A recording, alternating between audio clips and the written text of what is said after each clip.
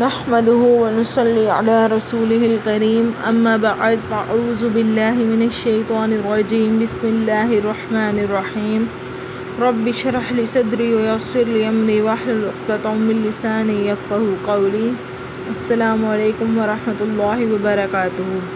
تمام تعریفیں اس اللہ کے لیے ہیں جو تمام جہانوں کا رب ہے۔ بے شمار درود و سلام ہو ہمارے نبی حضرت محمد صلی اللہ علیہ وسلم پر اور آپ کی آل پر جن کی بدولت ہمیں دین اسلام کی نعمت ملی۔ آج ہم اسلامی کیلنڈر کے ایک نہایت عظیم اور بابرکت مہینے کا ذکر کرنے جا رہے ہیں جس کا نام ہے ذو الحجہ۔ یہ مہینہ سال کا 12واں اور آخری مہینہ ہے، مگر اس کی روحانی عظمت سال بھر کے مہینوں پر بھاری ہے۔ یہ مہینہ قربانی، حج اور اللہ کی بندگی کا مہینہ ہے۔ یہ ہمیں اللہ پاک سے تعلق مضبوط کرنے، اپنی اصلاح کرنے اور نیکیوں کا خزانہ جمع کرنے کی دعوت دیتا ہے۔ ذو الحجہ کا مطلب ہی حج والا مہینہ ہے، کیونکہ اس مہینے میں اسلام کا 5واں رکن حج ادا کیا جاتا ہے۔ لاکھوں خوش نصیب اس مہینے میں بیت اللہ کی طرف سفر کرتے ہیں اور حضرت ابراہیم علیہ السلام کی سنت کو زندہ کرتے ہیں۔ قرآن مجید سورۃ توبہ کی آیت نمبر 36 میں اللہ پاک ارشاد فرماتے ہیں، بے شک مہینوں کی تعداد اللہ کے نزدیک 12 ہیں، ان میں 4 حرمت والے ہیں۔ ان 4 حرمت والے مہینوں میں سے ایک مہینہ ذو الحجہ بھی ہے۔ حرمت والے مہینے وہ ہیں جن میں اللہ پاک نے خاص ادب و احترام کا حکم دیا ہے۔ ان مہینوں میں لڑائی جھگڑے سے سختی سے منع کیا گیا ہے اور گناہوں سے بچنے کی خصوصی تاکید کی گئی ہے۔ ذو الحجہ کی خاص بات یہ ہے کہ اس مہینے میں اللہ تعالیٰ نے کئی بڑے دینی اعمال جمع کر دیے ہیں۔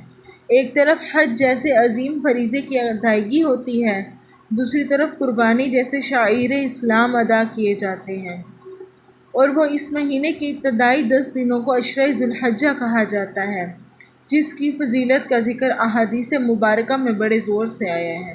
ذرا سوچئے کیسا مبارک مہینہ ہے یہ، جس میں حضرت ابراہیم علیہ السلام کی سنت کو تازہ کیا جاتا ہے، حضرت حاجرہ علیہ السلام کی سعی کو یاد کیا جاتا ہے، حضرت اسماعیل علیہ السلام کی قربانی کو خراج عقیدت پیش کیا جاتا ہے، اور سب سے بڑھ کر اللہ تعالیٰ کی رضا حاصل کرنے کا موقع دیا جاتا ہے۔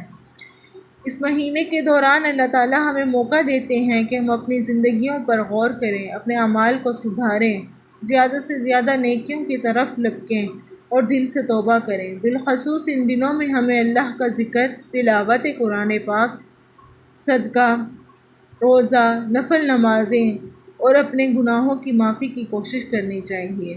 یہ مہینہ ہمیں سکھاتا ہے کہ دین اسلام صرف رسموں کا نام نہیں بلکہ اطاعت اور قربانی کا نام ہے۔ حضرت ابراہیم علیہ السلام نے اپنی سب سے قیمتی چیز اللہ کی راہ میں قربان کر دی، اور اللہ پاک نے ان کی قربانی کو ہمیشہ کے لیے امت مسلمہ کی عبادت کا حصہ بنا دیا۔ ہمیں بھی یہی سبق لینا چاہیے کہ اپنی انا، خواہشات، وقت اور مال کو اللہ کی راہ میں قربان کر دیں۔ اللہ پاک ہمیں اس مہینے کی قدر کرنے کی توفیق عطا فرمائے، ہمیں نیکیوں کی طرف رغبت دے اور ہمیں گناہوں سے محفوظ رکھے، اور ہمیں عمل صالح کرنے کی توفیق عطا فرمائے۔ آمین آمین یا رب العالمین۔ آج کے سبق کا اختتام یہیں کرتے ہیں۔ اللہم بارک لنا فی ذی الحجہ وجعلہ شہرا مبارکا علینا وعائنا علی ذکرک وشکرک وحسن عباداتک۔ آمین آمین یا رب العالمین۔ والسلام۔